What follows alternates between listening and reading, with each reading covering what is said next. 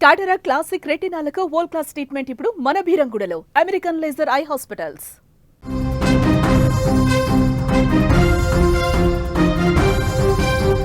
ప్రపంచవ్యాప్తంగా ఏఐ మోసాలు పెరిగిపోతున్నాయి. తాజాగా రాజకీయాలలో కూడా ఈ యొక్క ఏఐ మోసాలు ఇప్పుడు అక్కడ పెరిగిపోవడం కనిపిస్తుంది. ఫేక్ వీడియోలు సృష్టించడమే కాదు, నాయకుల పేరిట ఫేక్ వీడియో కాల్స్ కూడా చేసి కార్యకర్తలనే బూరిడి కొట్టిస్తున్నారు. తాజాగా తెలుగు రాష్ట్రాలలో జరిగినటువంటి ఓ సంఘటన ఇప్పుడు సంచలనంగా మారింది. ఖమ్మం జిల్లాకు చెందినటువంటి రాజకీయ నేతలను ఓ వ్యక్తి నిండా మోసం చేశాడు. గత నెల 30న ఖమ్మం జిల్లా సత్తుపల్లిలో కొందరు తెలుగుదేశం పార్టీ నాయకులకు ఓ వ్యక్తి ఫోన్ చేశాడు. తాను దేవినేని ఉమా పిఏనని, సార్ వీడియో కాల్ చేస్తారని చెప్పాడు. కాసేపటికే ఉమాలా వీడియో కాల్ చేసి తెలంగాణలో టీడీపీ కార్యకర్తల పిల్లల చదువులకు సాయం చేయండంటూ 3 ఫోన్ నెంబర్లు పెట్టి డబ్బులు కొట్టించుకున్నారు. వారు 35,000 రూపాయలు పంపారు. ఈ నెల 7న దేవినేని ఉమా పేరుతో ఆ వ్యక్తి మళ్ళీ వీడియో కాల్ చేశాడు. తెలంగాణ స్థానిక సంస్థల ఎన్నికలలో బీఫామ్ ఇప్పిస్తానన్నాడు. మీతో చంద్రబాబు మాట్లాడతారని చెప్పారు. ఏఐతో చంద్రబాబు మాట్లాడినట్లుగా ఒక వీడియోను క్రియేట్ చేశారు అగంతకుడు.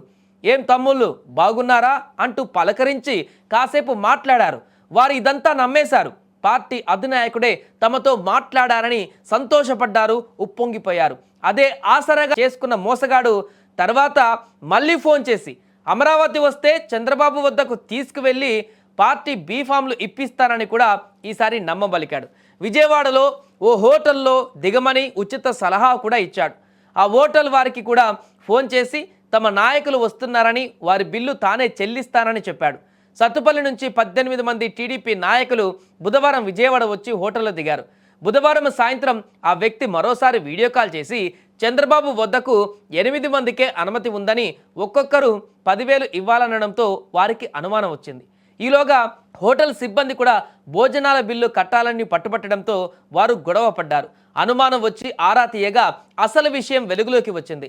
పోలీసుల సాయంతో దేవినేని ఉమాను సంప్రదించగా అతడు తాను ఎవరికీ ఫోన్ చేయలేదని క్లారిటీ ఇచ్చేశారు. దీంతో మోసపోయామని గ్రహించినటువంటి ఖమ్మం టీడీపీ నేతలు మెల్లగా ఇంటికి జారుకున్నారు. బయటకు తెలిస్తే పరువు పోతుందని విషయం బయటకు రాకుండా జాగ్రత్త పడ్డారు. వారిని మోసం చేసింది ఏలూరు జిల్లా వాసిగా అనుమానిస్తున్నారు. ఏఐ టెక్నాలజీ ఎంత ఉపయోగకరంగా ఉంటుందో, దాన్ని దుర్వినియోగం చేస్తే ఎంత ప్రమాదకరంగా మారుతుందో చెప్పడానికి ఈ యొక్క ఘటన నిదర్శనంగా మారింది. అంతేకాదు ఇప్పుడు రాజకీయాలలో ప్రచారాలలో కూడా ఈ యొక్క ఏఐ టెక్నాలజీని వాడడం వల్ల అసలు పార్టీ ఏ రకమైన హామీలు ఇస్తుంది, నాయకుడు ఏ రకమైనటువంటి భరోసా ప్రజలకు ఇస్తున్నాడు అనేటువంటి విషయానికి సంబంధం లేకుండా నాయకుడు ఫోటోతోటి ఆ నాయకుడు వీడియోని క్రియేట్ చేసి వేరే ఎక్కడో ఉన్నటువంటి నాయకుడు ఇక్కడ ఆ యొక్క హామీలు ఇచ్చినట్టుగా వీడియోని క్రియేట్ చేసి జనాలు నమ్మేటువంటి ఒక దుష్ప్రచారం అయితే జరుగుతున్నటువంటి సందర్భం కూడా ఉంది. అందుకని బీహార్లో ఇప్పుడు ఏఐ కట్టడికి సంబంధించిన చర్యలు కూడా తీసుకుంటుంది. ఏదేమైనా కూడా ఏఐ అనేది ప్రపంచవ్యాప్తంగా పెరిగిపోతున్నటువంటి ఈ టెక్నాలజీ అనేది ఎంత మంచి చేస్తుందో తెలియదు, కానీ అంతకు మించినటువంటి చెడైతే చేస్తుంది. ఇలా సైబర్ నేరగాళ్ళు కానీ ఇతరత్ర దుర్వినియోగం చేసేటువంటి వ్యక్తుల సంఖ్య గణనీయంగా పెరిగి పూర్తిగా సామాన్య ప్రజలందరూ కూడా మోసపోవడానికి ఆస్కారంగా మారుతుంది. అందుకే ఏఐ టెక్నాలజీతో జాగ్రత్తగా ఉండండి. ఇవాళ రేపు మనం చూసిన ప్రతిదీ నమ్మేటువంటి పరిస్థితుల్లో లేం, విన్న ప్రతిదీ నిజమని నమ్ముకునేటువంటి పరిస్థితుల్లో కూడా లేం. కాబట్టి ఖచ్చితంగా 1కి 2 సార్లు నిజంగానే ఎదురు నిలబడి వ్యక్తి మాట్లాడినా కూడా దాన్ని 1కి 2 సార్లు ఆలోచించుకోవాల్సిన పరిస్థితి అయితే ఇప్పుడున్నటువంటి సమాజంలో నెలకొంది.